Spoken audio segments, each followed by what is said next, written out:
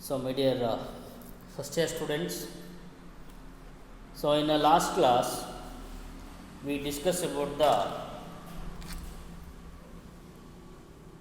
volume, density, and the temperature. So, now we are move on to the uncertainty in measurements and the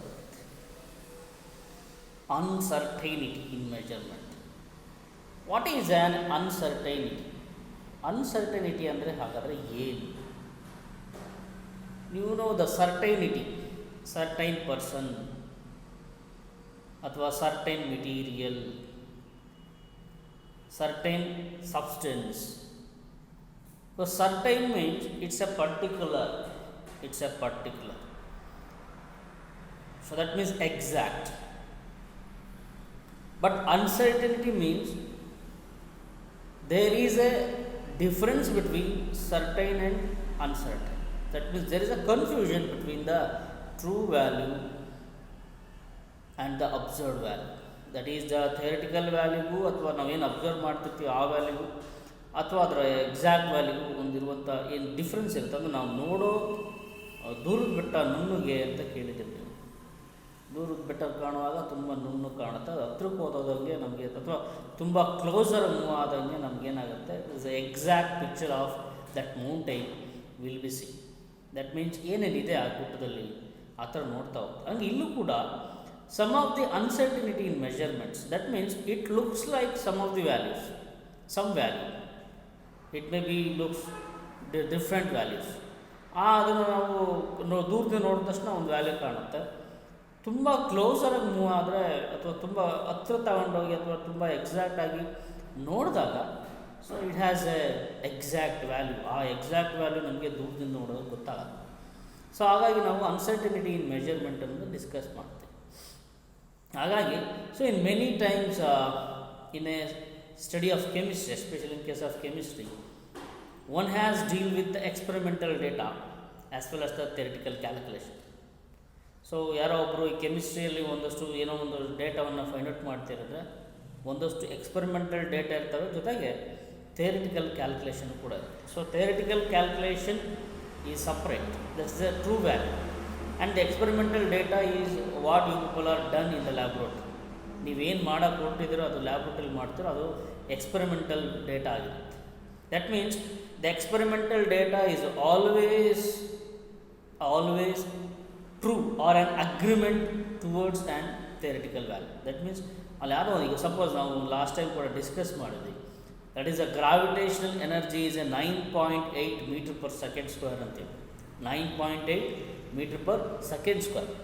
so ಈ 9.8 meter per second ಸ್ಕ್ವೇರನ್ನು so ಲ್ಯಾಬ್ರೇಟ್ರಿಲಿ ಕೂಡ ನಾವು find out ಮಾಡ್ತಾ ಹೋಗ್ಬೋದು. Find out ಮಾಡಿದಾಗ that means you people are getting the 9.7 or 9.6 ಇಷ್ಟಾರು ಅಥವಾ 9.67 ಅಥವಾ 9.79 ಈ ಥರ ಒಂದಷ್ಟು ಎಕ್ಸಾಕ್ಟ್ ವ್ಯಾಲ್ಯೂಗೆ ಸಂಬಂಧಪಟ್ಟಂಗೆ ಒಂದಷ್ಟು ವ್ಯಾಲ್ಯೂಗಳು ಬರ್ತಾವೆ. ದಟ್ ಮೀನ್ಸ್ ಇಲ್ಲಿ ನಮಗೆ 9.8 ಅನ್ನೋದು exact value, it's an exact value. ಅದು ನಮಗೆ ಥಿಯರಿಟಿಕಲ್ ವ್ಯಾಲ್ಯೂ ಥರನೇ ಅದರದ ಅಪಿರೆನ್ಸನ್ನು ತೋರಿಸ್ತಾ ಹೋಗುತ್ತೆ. ಬಟ್ ಇಲ್ಲಿ ಜೊತೆಗೆ ಇಲ್ಲಿ ನಮಗೂ ಇನ್ನೊಂದು ಅಬ್ಸರ್ವ್ ಮಾಡಬೇಕಾಗಿರೋದು ಏನಪ್ಪ ಅಂದರೆ, ಈ ಥಿಯರಿಟಿಕಲ್ ವ್ಯಾಲ್ಯೂ ಏನಿದೆ it's a true value. So experiment laboratory ಮಾಡಿದಾಗ ನಿಮಗೆ 9.79 ಬರ್ಬೋದು, ದಟ್ ಈಸ್ ರೌಂಡಿಂಗ್ ಮಾಡಿದಾಗ ಅದು 9.8 ಆಗಿರುತ್ತೆ, ಅಥವಾ 9.89 ಬರ್ಬೋದು. ಸೊ ಜಾಸ್ತಿನೂ ಇರ್ಬೋದು, ಅದು ರೌಂಡಿಂಗ್ ಮಾಡಿದ್ರೆ 9.9 ಆಗಿರುತ್ತೆ. ಸೊ ಇಟ್ಸ್ ಆಲ್ಮೋಸ್ಟ್ ಥಿಯರಿಟಿಕಲ್ ವ್ಯಾಲ್ಯೂಗೆ ನಾವು ಎಕ್ಸ್ಪೆರಿಮೆಂಟಲ್ ಡೇಟಾ ಮಾಡಿದಾಗ ಈ ಥರ ವ್ಯಾಲ್ಯೂಗಳು ಸಿಗ್ತವೆ. ಅದರದ್ದು gravitation that is meter per second square. So ಅದು ಎಸ್ ಎನ್ ಟ್ಯಾಂಕ್ ಇರುತ್ತೆ, ಏನು ಚೇಂಜ್ ಆಗಲ್ಲ. ಬಟ್ ಇಲ್ಲಿ ಸೊ ಅದಕ್ಕೆ ಹೇಳಿದ್ದು it's and deal with on experimental data as well as the theoretical calculation. There are meaningful ways to handle the number of conventional. So there are many conventional way to find out the experimental value for gravitational energy. ಅದೇ ಥರ ಬೇರೆ ಬೇರೆ ಸುಮಾರು ರಿಯಾಕ್ಷನ್ಗಳು ಬರ್ತವೆ ಕೆಮಿಸ್ಟ್ರಿಲಿ. But ಇಲ್ಲಿ ನಮಗೆ ಮೆಷರ್ಮೆಂಟ್ಗಳಲ್ಲಿ ನಾವು ತುಂಬ ಅನ್ಸರ್ಟಿನಿಟಿಯನ್ನು ಅಬ್ಸರ್ವ್ ಮಾಡ್ತೀವಿ. But the chemical reaction having the exact value, if the reaction is completely theoretically is to be done with the particular gram is that will gives a particular gram of product. ಅಲ್ಲಿ ಏನು ನಮಗೆ ವ್ಯತ್ಯಾಸ ಕಾಣಲ್ಲ ರಿಯಾಕ್ಷನ್ಗಳಲ್ಲಿ. But especially in case of measurement there is a uncertainty will be seen in case of particular in case of measurements. So ಅದರಲ್ಲಿ ಒಂದು ಒಳ್ಳೆ diagram ಇದೆ, ಇದು ಅಬ್ಸರ್ವ್ ಮಾಡಿದ್ರೆ ನಿಮಗೆ ನೀಟಾಗಿ ಅದರದ್ದು ಡಿಫ್ರೆನ್ಸ್ ಸಿಗುತ್ತೆ. ಸೊ ಹೆಂಗೆ, ಸೊ ಇಲ್ಲಿ ನೀವು ಅಬ್ಸರ್ವ್ ಮಾಡ್ಬೋದು. So there is a measuring jar. So measuring ಜಾರಲ್ಲಿ ನಮಗೆ ಒಂದು ವಾಟ್ರನ್ನು ಮೆಜರ್ ಮಾಡ್ತಾ ಇದ್ದೀವಿ. That is 25 ml measuring jar ಅಲ್ವಾ, ಕಾಣ್ತಾ ಇದೆ 25 ml ಇದು first diagram. 25 ml measuring jar ಇದೆ, ಅದರಲ್ಲಿ ನಾವು ವಾಟ್ರನ್ನು ಮೆಜರ್ ಮಾಡ್ತಾಯಿದ್ದೀವಿ. ಸೊ ಫಸ್ಟಿಗೆ ನೋಡಿದಾಗ ಇದನ್ನು ಝೂಮ್ ಮಾಡೋದಕ್ಕೆ ನಿಮಗೆ ಸ್ವಲ್ಪ ನೀಟಾಗಿ ಕಾಣಿಸ್ತಿದೆ ಅಷ್ಟೇ. ಸೊ ಇನ್ನೂ ತುಂಬ ಡಿಫ್ರೆನ್ಸ್ ಹೇಳಬೇಕು ಅಂದರೆ ಈಗ ನಾನು ಈ ಥರ ಇಡ್ತೀನಿ, ತುಂಬ ಕಡಿಮೆ ಡಿಸ್ಟೆನ್ಸ್ ಅಥವಾ ತುಂಬ ಚಿಕ್ಕದಾಗಿ. ಸೊ ನೋಡಿದ ತಕ್ಷಣ ನಮಗೆ ಹೆಂಗೆ ಕಾಣುತ್ತೆ ಅಂದರೆ ದ್ಯಾಟ್ ಲುಕ್ಸ್ ಲೈಕ್ 21 ಅಥವಾ 20 ಮೇಲೆ ಏನೋ ಇದೆ, ಬಟ್ ಎಕ್ಸಾಕ್ಟ್ ವ್ಯಾಲ್ಯೂ ಸಿಗಲ್ಲ ನಮಗೆ. 20 ಮೇಲೆ ಇದೆ, ಏಕೆಂದರೆ ಇಲ್ಲಿ 20 ಇದೆ, 20 ಆದಮೇಲೆ ಮುಂದೆ 2 ಗೆರೆ ಇದ್ದಾವೆ. ಎಷ್ಟು ಬರುತ್ತೆ 21 22 ಅಥವಾ 23 ನಮಗೆ ಗೊತ್ತಾಗಲ್ಲ ಅಷ್ಟು ಬೇಗ ದೂರದಲ್ಲಿ, ಅದು ದೂರದಿಂದ ನೋಡಿದಾಗ. ಇನ್ನೂ ಸ್ವಲ್ಪ ಝೂಮ್ ಮಾಡಿದ್ರೆ ಸ್ವಲ್ಪ ಈ ಎರಡನೇ ಡಯಾಗ್ರಾಮ್ ನೋಡೋದಾದರೆ so that will again gives different shade of value. ಯಾಕೆಂದರೆ ನಮಗಿಲ್ಲಿ 20 ಇದ್ದಾಗ ಅಲ್ಲಿ ಒಂದು ಸ್ವಲ್ಪ ಬೇರೆ ವ್ಯಾಲ್ಯೂ ಬಂತು, ಅಥವಾ ಇಲ್ಲಿ ಬಂದಾಗ ನಮಗೆ ಇನ್ನೂ ಝೂಮ್ ಮಾಡಿ ನೋಡಿದಾಗ ಆ ವ್ಯಾಲ್ಯೂನ ಝೂಮ್ ಮಾಡಿ ನೋಡಿದಾಗ 20 ಆದಮೇಲೆ 2 ಗೆರೆ ಇದೆ, ಆ 2 ಗೆರೆ ಮಧ್ಯದಲ್ಲಿದ್ದಂಗೆ ಕಾಣುತ್ತೆ, ಬಟ್ ಏನೂ ಕಾಣಲ್ಲ. ಬಟ್ ಇನ್ನೂ ಪರ್ಟಿಕ್ಯುಲರ್ ಝೂಮ್ ಮಾಡಿದ್ರೆ ಇಲ್ಲಿ ಒಂದು ವಾಟರ್ ಲೆವೆಲ್ನ ಮೆಜರ್ ಮಾಡುವಾಗ ತುಂಬ ಅಬ್ಸರ್ವ್ ಮಾಡಬೇಕಾಗಿರೋದು, especially for the colourless solution. Is a measuring jar ಅಂತ ತಿಳ್ಕೊಂಡ್ರೆ ಇಲ್ಲಿ ಅಷ್ಟು ಲೈನ್ಗಳಿರ್ತವೆ ಅಂತ ತಿಳ್ಕೊಳ್ಳೋಣ. So are the lines, but water is present like this, ಈ ಥರ ಇರುತ್ತೆ ಅಂತ ತಿಳ್ಕೊಳ್ಳೋಣ. ಸೊ ಅಂದರೆ ಇಲ್ಲಿದೆ ನೋಡಿ ನಮ್ಮ ಡಯಾಗ್ರಾಮ್, ಈ ಲೈನಿಂದ ಈ ಲೈನಿಗೆ ಕನೆಕ್ಟ್ ಆಗಿದೆ. ದಟ್ ಮೀನ್ಸ್ ಇಲ್ಲಿ ಈ ಥರ shape, this will be called as lower meniscus ಅಂತ ಕರಿತೀವಿ, ಲೋಯರ್ ಮೆನಿಸ್ಕಸ್. ಇನ್ನು ಈ ಟಾಪ್ ಪೋರ್ಷನ್ನು ನಾವು ಅಪ್ಪರ್ ಮೆನಿಸ್ಕಸ್ ಅಂತ ಕರಿತೀವಿ, ಅಪ್ಪರ್ ಮೆನಿಸ್ಕಸ್. ಸೊ ಕೆಳಗಡೆ ಬಂದಿರುವಂಥ ಆರ್ಕನ್ನು ನಾವೇನು ಕರಿತೀವಿ ಲೋಯರ್ ಮೆನಿಸ್ಕಸ್, ಮೇಲ್ಗಡೆ ಬಂದಿರುವಂಥ ಈ ಶೇಪನ್ನು ಏನಂತ ಕರಿತೀವಿ ನಾವು upper meniscus. This is an upper meniscus. Okay, this an upper meniscus. ಇಲ್ಲಿ ಮೇಲ್ಗಡೆ ಇರೋದು ಅಪ್ಪರ್ ಮೆನಿಸ್ಕಸ್, ಈ ಕೆಳಗಡೆ ಏನು ಈ ಆರ್ಕ್ ಇದೆ that is an lower meniscus. But colourless ಸೊಲ್ಯೂಷನ್ಗೆ ನಾವು ಯಾವಾಗಲೂ ಅಪ್ಪರ್ ಮೆನಿಸ್ಕಸನ್ನು ಕ್ಯಾಲ್ಕುಲೇಟ್ ಮಾಡ್ತೀವಿ. ದಟ್ ಮೀನ್ಸ್ ಈಗ ಈ 20 ಆದಮೇಲೆ ನೀವು ನೋಡ್ಬೋದು ಇಲ್ಲಿ. ಸೊ 10 ಆದಮೇಲೆ 1 2 3 4 1 2 3 4 5 ಗೆರೆಗಳು ಡಿಫ್ರೆನ್ಸ್ ಇದ್ದಾವೆ. ಪ್ರತಿ 5 ಇದಕ್ಕೂ ಏನು 2 ಗೆರೆ ಡಿಫ್ರೆನ್ಸ್ ಇದೆ. ಸೊ ಹಾಗಾಗಿ 20ರಿಂದ 25ಕ್ಕೆ ಹೋಯಿತು ಅಂದರೆ ಪ್ರತಿ ಸಂಖ್ಯೆ ಏನಾಗುತ್ತೆ ನಮಗಲ್ಲಿ ಒಂದೊಂದು ನಂಬರನ್ನು ಇಂಡಿಕೇಟ್ ಮಾಡುತ್ತಲ್ವ. 21 22 23 24 25. ದಟ್ ಮೀನ್ಸ್ 1 ml ಜಾಸ್ತಿ, ಅಂದರೆ ಒಂದೊಂದು ಡಿಜಿಟಿಗೂ ಸಮೇತ ನಮಗೆ 1 ml ಇನ್ಕ್ರೀಸ್ ಆಗ್ತಾ ಹೋಗ್ತದೆ. ಸೊ ಇಲ್ಲಿ ನೋಡಿದಾಗ ನಮಗೆ ಎಕ್ಸಾಕ್ಟಾಗಿ ಏನು 20 ಮೇಲಿದೆ ಅಂತ ಕಾಣಿಸುತ್ತೆ. ಬಟ್ ಇಲ್ಲಿ ಅಬ್ಸರ್ವ್ ಮಾಡಿದಾಗ ಇಲ್ಲಿ ಲೋಯರ್ ಮೆನಿಸ್ಕಸ್ ನೋಡಬೇಕಾ ಅಪ್ಪರ್ ಮೆನಿಸ್ಕಸ್, ಅದು ತುಂಬ ಇಂಪಾರ್ಟೆಂಟ್. ಅದು ತುಂಬ ಕ್ಲೋಸರ್ ಹೋದಾಗ ಝೂಮ್ ಮಾಡ್ತಾ ನೋಡಿದಾಗ ತುಂಬ ಹತ್ರ ತಗೊಂಡು ನೋಡಿದಾಗ ನಮಗೆ ಅಪ್ಪರ್ ಮೆನಿಸ್ಕಸ್ನ ಕ್ಯಾಲ್ಕುಲೇಟ್ ಮಾಡಿದಾಗ ಈ 20 ಮೇಲ್ಗಡೆ ಒಂದು 21 ml ಇದೆ, ಅದು 22 mlಗೆ ಏನು ಎಕ್ಸಾಕ್ಟ್ ವ್ಯಾಲ್ಯೂ ಇದೆ ಅಂತೇಳಿ. ಸೊ ನೋಡಿದ ತಕ್ಷಣ 21 ಅಥವಾ 21 ಥರ ಕಾಣುತ್ತೆ. ಈ ಡಯಾಗ್ರಾಮಲ್ಲಿ 21 ಥರ ಕಾಣುತ್ತೆ. ಸೆಕೆಂಡ್ ಡಯಾಗ್ರಾಮಲ್ಲಿ it doesn't show the exact value between the 21 and 22. ಅಲ್ಲಿ ಯಾಕೆಂದರೆ ಅಪ್ಪರ್ ಮೆನಿಸ್ಕಸ್ ಮತ್ತು ಲೋಯರ್ ಮೆನಿಸ್ಕಸ್ ಕ್ಲಿಯರಾಗಿ ಕಾಣಲ್ಲ. ಸೊ ಅದ್ರ ಜೊತೆ ನಂಗೆ ಸ್ವಲ್ಪ ಏನಾದ್ರು ನೀಟಾಗಿ ಇನ್ನೂ ಝೂಮ್ ಮಾಡಿ ನೋಡಿದಾಗ ಇಲ್ಲಿ ಅಪ್ಪರ್ ಮೆನಿಸ್ಕಸ್ ಅಂತ ಅಂತೀವಿ. ಅದಕ್ಕೆ ಕಲರ್ಲೆಸ್ ಸೊಲ್ಯೂಷನ್ಗೆ, ಅಂದರೆ ಕಲರ್ ಇರಬಾರ್ದು. ಯಾವ ಸೊಲ್ಯೂಷನ್ಗೆ ಕಲರ್ ಇರೋದಿಲ್ವೋ ಅಂಥವಕ್ಕೆ ನಾವು ಕಲರ್ಲೆಸ್ ಸೊಲ್ಯೂಷನ್ ಅಂತ ಕರಿತೀವಿ. ದಟ್ ಮೀನ್ಸ್ ವಾಟರ್ ಆಗಿರ್ಬೋದು, ಬೆಂಜಿನ್ ಆಗಿರ್ಬೋದು, ಈ ಥರದ್ದು. ಬಟ್ ಕಲರ್ಡ್ ಸೊಲ್ಯೂಷನ್ ಅಂತ ಬಂದಾಗ ನಾವು ಲೋಯರ್ ಮೆನಿಸ್ಕಸನ್ನೇ ಕ್ಯಾಲ್ಕುಲೇಟ್ ಮಾಡ್ತೀವಿ. ನೆನಪಿರಲಿ, ಕಲರ್ಡ್ ಸೊಲ್ಯೂಷನ್ ಅಂದರೆ ಕಲರ್ ಇದ್ದರೆ ಆ ಸೊಲ್ಯೂಷನನ್ನು ನಾವು ಕ್ಯಾಲ್ಕುಲೇಷನ್ನ ಮೆಜರಿಂಗ್ ಜಾರಲ್ಲಿ ಏನು ಮಾಡ್ತೀವಿ ಲೋಯರ್ ಮೆನಿಸ್ಕಸನ್ನು ತೊಗೊಳ್ತೀವಿ. ಅಂದರೆ ಇದನ್ನು ಎಕ್ಸಾಕ್ಟಾಗಿ ತೊಗೊಳ್ತೀವಿ, ನಾವು ಇದನ್ನು ಕನ್ಸಿಡರ್ ಮಾಡಲ್ಲ. ಅದಕ್ಕೆ ಕಲರ್ಡ್ ಸೊಲ್ಯೂಷನ್ಗೆ. ಕಲರ್ಲೆಸ್ ಸೊಲ್ಯೂಷನ್ಗೆ ನಾವು ಇದನ್ನು ಕನ್ಸಿಡರ್ ಮಾಡಲ್ಲ. ದಟ್ ಮೀನ್ಸ್ ಲೋಯರ್ ಮೆನಿಸ್ಕನ್ನ ಕನ್ಸಿಡರ್ ಮಾಡಲ್ಲ, ಅಪ್ಪರ್ ಮೆನಿಸ್ಕಸನ್ನು ನಾವು ಕನ್ಸಿಡರ್ ಮಾಡ್ತೀವಿ. ಸೊ ಇವೆರಡು ಗೊತ್ತಿರಬೇಕು. ಇದು ಲ್ಯಾಬ್ರೇಟರಿಲಿ ಸಮೇತ ಮತ್ತೊಂದು ಸತಿ ನಾವು ಅದನ್ನು ಹೇಳ್ಕೊಡ್ತೀವಿ, ಹೆಂಗೆ ನೋಡಬೇಕು, ಏನು ಮಾಡಬೇಕು ಅಂತೇಳಿ. So these are all the uncertainty in measurement. That means it looks like the some value. ಹಾಗಾಗಿ ಆ ಥಿಯರಿಟಿಕಲ್ ವ್ಯಾಲ್ಯೂಗೆ ಅಥವಾ ಎಕ್ಸ್ಪೆರಿಮೆಂಟ್ ವ್ಯಾಲ್ಯೂಗೂ ತುಂಬ ಡಿಫ್ರೆನ್ಸ್ ಇರುತ್ತೆ. ಅಂಥ ಡಿಫ್ರೆನ್ಸನ್ನು ನಾವು ಅನ್ಸರ್ಟಿನಿಟಿ ಇನ್ ಮೆಜರ್ಮೆಂಟ್ಸ್ ಅಂತ ಕರಿತೀವಿ. ಓಕೆ. ಸೊ ನೆಕ್ಸ್ಟ್ ಬಂದ್ಬಿಟ್ಟು ನಮಗೆ ಸೈಂಟಿಫಿಕ್ ನೊಟೇಷನ್ಸ್ ಅಂತ ಬರ್ತವೆ. Scientific notation, this is very important for your future also, not only for the exam, it is very important for your future. So ಇದು ಎಷ್ಟೋ ಮಕ್ಕಳಿಗೆ ಗೊತ್ತಾಗೋದಿಲ್ಲ, ಅಥವಾ ಪ್ರಾಬ್ಲಮ್ ಮಾಡೋದಕ್ಕೆ ಈ ಥರ ಏನು ಕಾನ್ಸೆಪ್ಟ್ ಇದೆ ಇದು ಲೈಫ್ ಲಾಂಗ್ ಕ್ಯಾರಿ ಆಗುತ್ತೆ. ಸೊ ನೀವು ಇನ್ನೇನು ಫ್ಯೂಚರ್ ನೀವು ಏನಾಗ್ತಿರೋ ಅಂತ ಡಿಸೈಡ್ ಮಾಡೋದು ಸೈನ್ಸಲ್ಲಿ ಈ ಸೈಂಟಿಫಿಕ್ ನೊಟೇಷನ್ ಗೊತ್ತಿರಬೇಕು. Okay. So it is an exponential form in which any number is represented in the form of n into 10 to the power of n. So scientific notation ಅಂತ ಬಂದಾಗ it is an exponential form. Exponential form means ನಾವು 10 to the ಪವರನ್ನು rice ಮಾಡಿ ಏನೋ ಒಂದು number ಬರಿತಿದ್ದೀವಿ ಅಂತ, ಏನೋ ಒಂದು number, that is exponential. ಅಥವಾ e to the power of x ಅಂತ ಬರಿತೀವಿ, ಅಥವಾ ಏನು 10 to the power of 2 ಅಥವಾ 10 to the power of 5, ಇವೆಲ್ಲ ಏನು there are exponential form. So that means ನೀವು ಇನ್ನು ಹೈಸ್ಕೂಲ್ ಡೇಸ್ಗಳು ನೋಡಿರ್ತಾರೆ, that is a to the power of n plus a to the power of m ಅಂತಿರುತ್ತೆ. So ಇವೆಲ್ಲ form ನೋಡಿರ್ತಾರೆ. ಅಥವಾ e to the power of x ಅಂತ ನೋಡಿರ್ತಾರೆ. ಅದು ತುಂಬ ಸಿಂಪಲ್ ಹೇಳಬೇಕು ಅಂದರೆ 2 to the power of n ಅನ್ನು ನೋಡಿರ್ತಾರೆ. These are all the exponential form.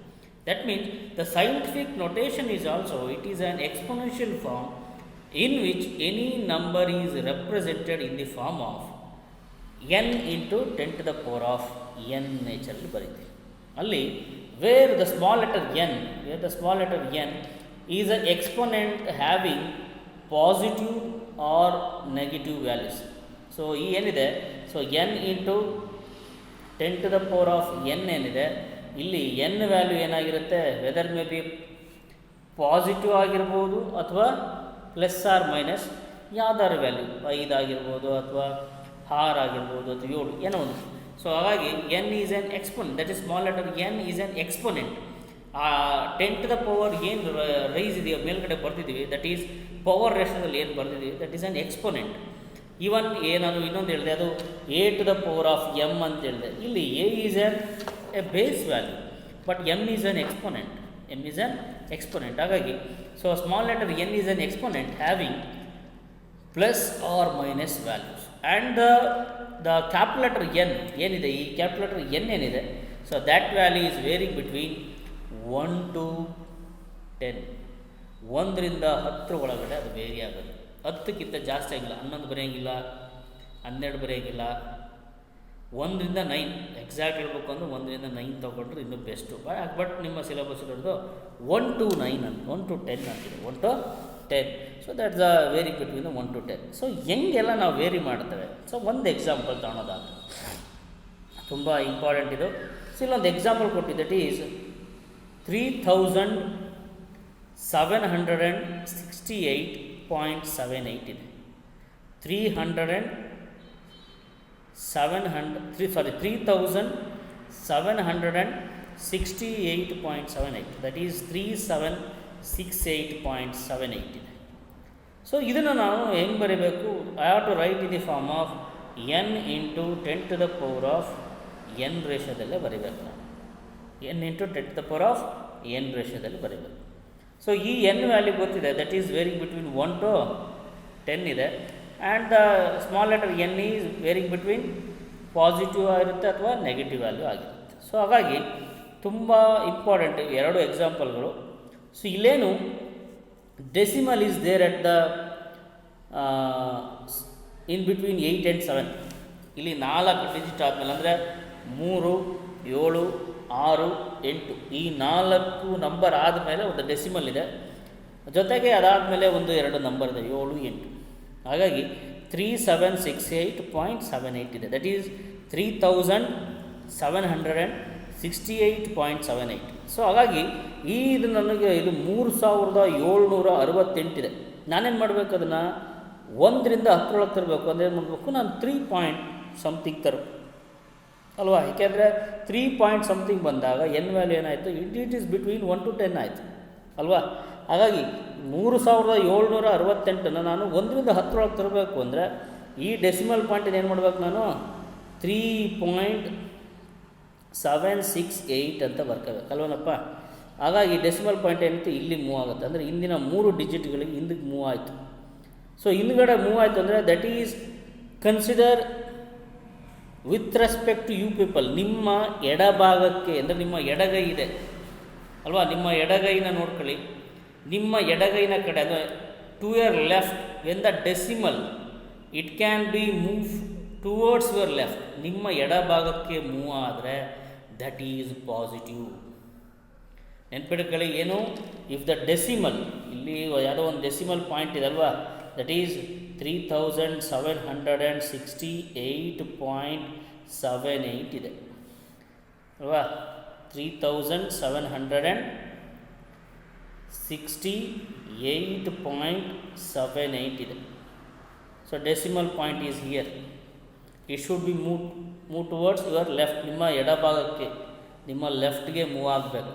ನಿಮ್ಮ ಲೆಫ್ಟ್ಗೆ ಮೂವ್ ಆದರೆ 10 to the power of ratio N ಏನಿದೆ ದಟ್ ಈಸ್ ಪಾಸಿಟಿವ್ ಆಗಿರುತ್ತೆ. ಎಷ್ಟು ಡೆಸಿಮಲ್ ಪಾಯಿಂಟ್ ಹಿಂದೆ ಹೋಗುತ್ತೋ ಅಷ್ಟು ಡೆಸಿಮಲ್ ಪಾಯಿಂಟನ್ನ ನಂಬರ್ ಬರೆದ್ಬಿಟ್ಟು ನಾವು ಪಾಸಿಟಿವ್ ವ್ಯಾಲ್ಯೂನ ಇಂಡಿಕೇಟ್ ಮಾಡ್ತೀವಿ. ಹಾಗಾಗಿ ಇದರ ವ್ಯಾಲ್ಯೂ ಏನು ಬರುತ್ತೆ ಅಂದರೆ ದಟ್ ಈಸ್ 3. ನನಗೆ 3 ಪಾಯಿಂಟ್ ಇಟ್ಟು ಇಲ್ಲಿ 3.768 ಮಿಕ್ಕಿದೆ, ಅದು 7-8. ಏಕೆಂದರೆ ಇವನ್ನು ಸೇರಿಸಿ ಬರೀಬೇಕು. ಇಲ್ಲಿತ್ತು ಡೆಸಿಮಲ್ ಪಾಯಿಂಟ್ ಇಲ್ಲಿದೆ, ಅದನ್ನು ಏನು ಮಾಡಿದ್ದು ನಾನು ಇಲ್ಲಿಗೆ ಬರೆದಿದ್ದೀನಿ. ಹಾಗಾಗಿ 3.76878 ಎಷ್ಟು ಡೆಸಿಮಲ್ ಪಾಯಿಂಟ್ ಮೂವ್ ಆಯಿತು, 1, 2, 3 ನಂಬರ್ ಆದಮೇಲೆ ಡೆಸಿಮಲ್ ಪಾಯಿಂಟ್ ಹಿಂದಕ್ಕೆ ಬಂದಿದೆ. ಹಾಗಾಗಿ 10 to the power of 3 ಅಂತ ಬರೀತೀವಿ. 10 to the power of 3 ಯಾಕೆಂದರೆ 3 ಏನಕ್ಕೆ ಬರುತ್ತೆ ಅಂದರೆ ಈ ಡೆಸಿಮಲ್ ಪಾಯಿಂಟ್ ಎಲ್ಲಿ ಮೂವ್ ಆಯಿತು, 1, 8 ಅಲ್ವಾ, 1ನೇ ನಂಬರ್, 2ನೇ ನಂಬರ್ 6, 3ನೇ ನಂಬರ್ 7 ಇದೆ. ಹಾಗಾಗಿ 1, 2, 3 ಬಂತು. ಆ 3 ಡಿಜಿಟ್ ಆದಮೇಲೆ ಇಲ್ಲಿಗೆ ಡಿಜಿಟ್ ಬಂತು. ಹಾಗಾಗಿ 3.76878 into 10 to the power of 3 is the scientific notation. ಈಗ ನೀವು ಕರೆಕ್ಟಾಗಿ ನೋಡಿ, ಈ ವ್ಯಾಲ್ಯೂ ಯಾವ ಫಾರ್ಮಲ್ಲಿದೆ, n into 10 to the power of n ಅಲ್ಲಿದೆ. ಸೊ ದಟ್ ಮೀನ್ಸ್ 3.78 ಅಂದರೆ ಇದು 1ರಿಂದ 10 ಒಳಗಡೆ ಬಂತಾ, 1ರಿಂದ 10 ಒಳಗಡೆ ಅಲ್ವಾ. 3.7 ಈಸ್ ಲೈಸ್ ಬಿಟ್ವೀನ್ 1 to 10, 1ರಿಂದ 10 ಒಳಗಡೆ ಇದೆ. And 10 to the power of n ರೇಷಿಯೋನ ನಾವು 10 to the power of 3 ಅಂತ ಬರೆದ್ವಿ. ಅಲ್ಲಿ ಪಾಸಿಟಿವ್ ಬಂತು. ಪಾಸಿಟಿವ್ ಯಾಕೆ ಬಂತು ಅಂದರೆ if the decimal is moves to your left, ನಿಮ್ಮ ಎಡಗೈನ ಕಡೆ ಅಥವಾ ನಿಮ್ಮ ಎಡಭಾಗದ ಕಡೆ ಡೆಸಿಮಲ್ ಪಾಯಿಂಟ್ ಮೂವ್ ಆಯಿತು ಅಂದರೆ that is positive. Okay, so ಹಾಗಾಗಿ ಅದು ನಾವು 10 to the power of 3 ಅಂತ ಬರೀತೀವಿ. ನೆಕ್ಸ್ಟ್ ಎಕ್ಸಾಂಪಲ್ ತಗೊಳ್ಳೋದಾದರೆ, ಸೊ ಇಲ್ಲಿ so right the scientific notation for 0 point ಅಲ್ವಾ, ಏನಿದೆ 0.000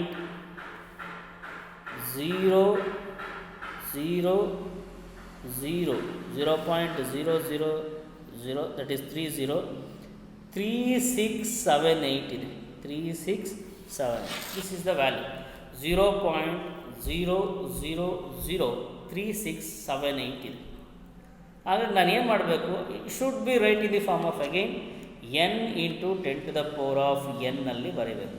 n into 10 to the power of n. So ಹಾಗಾಗಿ n ಅಂತ ಎಲ್ಲಿ ಬರುತ್ತೆ, it's always lies between 1 to 10 ಒಳಗಡೆ ಇರಬೇಕು. ಇದೇನಿದೆ ಒಂದಕ್ಕಿಂತ ಕಡಿಮೆ ಅದಲ್ವ, 0.0036 means that is very less than 1. ನಾನೇನು ಮಾಡಬೇಕು, ಅದನ್ನು 1ರಿಂದ 10 ಒಳಗಡೆ ತರಬೇಕು. ಹಾಗಾಗಿ ನಾನು ಡೆಸಿಮಲ್ ಪಾಯಿಂಟ್ ಏನು ಮಾಡಬೇಕು, ನಾನು 3.6 ಬರಬೇಕು. ಹಾಗಾಗಿ ಅದನ್ನೇನು ಮಾಡ್ತೀನಿ, ನಾನು 3.678 ಅಂತ ಬರ್ಕೊತೀನಿ. And 10 to the power of ಬರ್ಕೊಳೋದು 3.678 10 ಬರ್ಕೊಂಡಿದ್ದೀನಿ. ಬಟ್ ಇಲ್ಲಿ ಡೆಸಿಮಲ್ ಪಾಯಿಂಟ್ ಎಲ್ಲಿದೆ, ಈ ಭಾಗದಲ್ಲಿದೆ. Decimal point is present at here, ಇಲ್ಲಿದೆ ಡೆಸಿಮಲ್ ಪಾಯಿಂಟ್. ಅದೇನು ಮಾಡಬೇಕು, ಈ ಭಾಗಕ್ಕೆ ಮೂವ್ ಆಗಬೇಕು. ಇಲ್ಲಿ 3.6 ಎಷ್ಟು ನಂಬರನ್ನು ದಾಟ್ಕೊಂಬರುತ್ತೆ ಬಲಭಾಗಕ್ಕೆ ಅಥವಾ ನಿಮ್ಮ ಬಲಗಡೆ ಮೂವ್ ಆಗೋದು ಅಂದರೆ ನಿಮ್ಮ ಬಲಗೈ ಕಡೆ ಮೂವ್ ಆಗೋದು ರೈಟ್ ಸೈಡ್ಗೆ. When the decimal point is moves to your right that is negative. When the decimal point is moves to your left, ನಿಮ್ಮ ಎಡಭಾಗಕ್ಕೆ ಮೂವ್ ಆದರೆ ಪಾಸಿಟಿವ್. ಡೆಸಿಮಲ್ ಪಾಯಿಂಟ್ ನಿಮ್ಮ ಎಡಭಾಗಕ್ಕೆ ಮೂವ್ ಆದರೆ ಪಾಸಿಟಿವ್ ಬರುತ್ತೆ. ಅದೇ ಡೆಸಿಮಲ್ ಪಾಯಿಂಟ್ ನಿಮ್ಮ ಬಲಭಾಗಕ್ಕೆ ಬಂದರೆ, ನಿಮ್ಮ ಬಲಭಾಗ ಅಂದರೆ ರೈಟ್ ಹ್ಯಾಂಡ್ ಸೈಡಿಗೆ ಮೂವ್ ಆದರೆ ದಟ್ ಈಸ್ ನೆಗೆಟಿವ್. ಆಗ ಎಷ್ಟು ಡೆಸಿಮಲ್ ಪಾಯಿಂಟ್ ಬರುತ್ತೆ ನೋಡ್ಬೋದು. ಇಲ್ಲಿ ಎಷ್ಟು ನಂಬರ್ ಇದೆ, ದಟ್ ಈಸ್ 1, ಏಕೆಂದರೆ 10 ಅಲ್ವಾ, ಒಂದನೇ ಸಂಖ್ಯೆ ಒಂದು ಸಂಖ್ಯೆನ ದಾಟ್ತು. ನೆಕ್ಸ್ಟು ಎರಡನೇ ಸಂಖ್ಯೆ 3, ಆಮೇಲೆ 4 ಅಲ್ವಾ. 3 ಪಾಯಿಂಟ್ ಆದಮೇಲೆ ನಾವು ಏನು ಮಾಡಿದ್ವಿ, ಡೆಸಿಮಲ್ ಪಾಯಿಂಟ್ ಹಾಕಿದ್ವಿ. ಎಷ್ಟು ಡಿಜಿಟ್ ಪಾಸಾಗಿದೆ ಅದು, 1, 2, 3, 4 ಡಿಜಿಟನ್ನು ಪಾಸಾಗಿದೆ. ಹಾಗಾಗಿ 4 ಡಿಜಿಟ್ ರೈಟಿಗೆ ಪಾಸ್ ಆಗಿದ್ದು ಅಂದರೆ ನಾವೇನು ಮಾಡ್ತೀವಿ, -4 ಅಂತ ಬರೀತೀವಿ. ಹಾಗಾಗಿ ಈ ವ್ಯಾಲ್ಯೂನ ಏನಾಗುತ್ತೆ ನಮಗೆ 0.0003678 ಇದ್ದಿದ್ದು ಏನಾಗುತ್ತೆ ನಮಗೆ 3.678 × 10⁻⁻⁴ ಆಯಿತು. ಹಾಗಾಗಿ ಈ ವ್ಯಾಲ್ಯೂ ನಾವು ಹಿಂಗೆ ಬರ್ತದೆ, ದಟ್ ಈಸ್ 3.678 × 10⁻⁴ ಆಯಿತು. ಹಾಗಾಗಿ ಇಲ್ಲಿ ನಿಮ್ಮ ಡೆಸಿಮಲ್ ಏನಾಯಿತು, ರೈಟ್ ಸೈಡಿಗೆ ಮೂವ್ ಆದರೆ ಅದು ನೆಗೆಟಿವ್. ಅದೇ ಡೆಸಿಮಲ್ ಪಾಯಿಂಟ್ ನಿಮ್ಮ ಎಡಭಾಗಕ್ಕೆ ಅಥವಾ ನಿಮ್ಮ ಲೆಫ್ಟಿಗೆ ಮೂವ್ ಆದರೆ ದಟ್ ಈಸ್ ಪಾಸಿಟಿವ್. ಇದು ಇಂಪಾರ್ಟೆಂಟ್. ನಿಮ್ಮ ಎಡಭಾಗಕ್ಕೆ ಬಂದರೆ ಪಾಸಿಟಿವ್, ನಿಮ್ಮ ಬಲಭಾಗಕ್ಕೆ ಡೆಸಿಮಲ್ ಪಾಯಿಂಟ್ ನೀವು ಬೋರ್ಡಲ್ಲ ಸಮೇತ ನೋಡುವಾಗ ನಿಮ್ಮ ಎಡಭಾಗಕ್ಕೆ ಬರುತ್ತೆ. ನಿಮ್ಮ ಎಡಭಾಗಕ್ಕೆ ಬಂದರೆ ದಟ್ ಈಸ್ ಪಾಸಿಟಿವ್ ಆಗುತ್ತೆ. ಅದೇ ನಿಮ್ಮ ಡೆಸಿಮಲ್ ಪಾಯಿಂಟ್ ನಿಮ್ಮ ಬಲಭಾಗಕ್ಕೆ ಮೂವ್ ಆದರೆ ದಟ್ ಈಸ್ ನೆಗೆಟಿವ್ ಆಗುತ್ತೆ. So this about an scientific notation. ಇದರ ಬೇಸ್ ಮೇಲೆ ನಮಗೆ ಒಂದಷ್ಟು ಪ್ರಾಬ್ಲಮ್ಗಳು ಬರ್ತವೆ. ಅದನ್ನು ನಾವು ನೆಕ್ಸ್ಟ್ ಕ್ಲಾಸಲ್ಲಿ ಡಿಸ್ಕಸ್ ಮಾಡ್ತೀವಿ. Thank you, bye.